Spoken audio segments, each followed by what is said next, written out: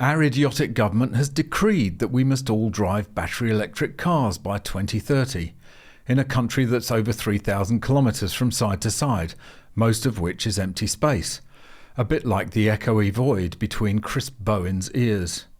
Nobody in Australia wants to drive a battery car, except perhaps the smug inner city liberals who will have a Range Rover in the garage, just for emergencies of course.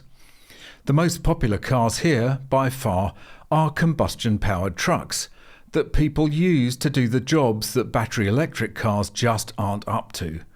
And while hybrids are increasing in popularity, which is logical given the fact that they aren't tied like an umbilical cord to the charging station and represent perhaps a sensible compromise, pure battery cars are sinking. Let's hope it continues. Welcome back to MGUY, British engineer and lawyer, now Sydney-based YouTuber.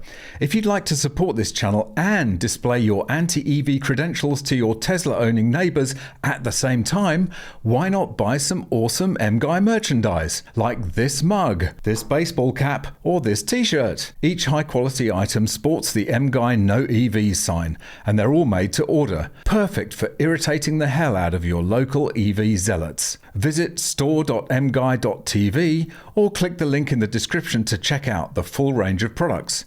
And of course, you can always just buy me a coffee. Click the link in the description or scan the QR code on screen. The smug liberals are in a quandary, of course, because they can't possibly buy a Tesla now. I mean, what would the neighbours think? And so they're forced to buy Chinese junk like BYD and Geely and a bunch of other brands you've never heard of.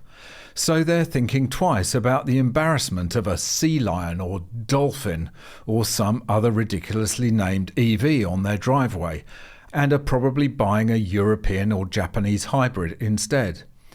And the rest of the country just isn't interested in EVs at all anyway. And it's putting two fingers up to Bowen and his mad net zero policies with great big combustion trucks. EV sales slump back to 6.9% of market after Tesla plunge, and despite BYD surge.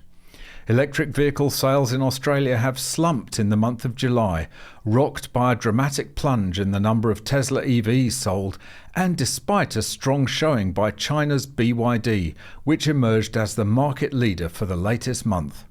The latest data from the Federal Chamber of Automotive Industries (FCAI) and Electric Vehicle Council (EVC) shows that 7,129 battery electric vehicles were sold in Australia in July.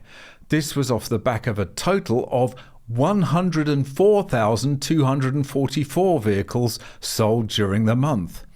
It meant that full battery EVs made up just 6.9% of the total Australian market, down from a record 10.3% in June, which was buoyed by a strong showing from all makers, particularly with the new Tesla Model Y and end of financial year bonuses across the market. The July 2025 EVs made up 6.6% of the market.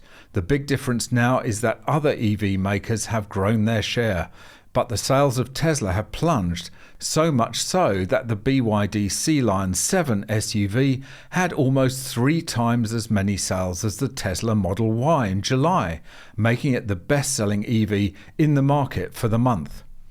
In May and June, the new Model Y saw more than 7,000 deliveries across the country, and the Model 3 lifted sales with the help of multiple incentives, of course. But in July, only 555 Model Y units were sold. Tesla sales often dip in the first month of a new quarter, but the scale of this reduction will stun market observers.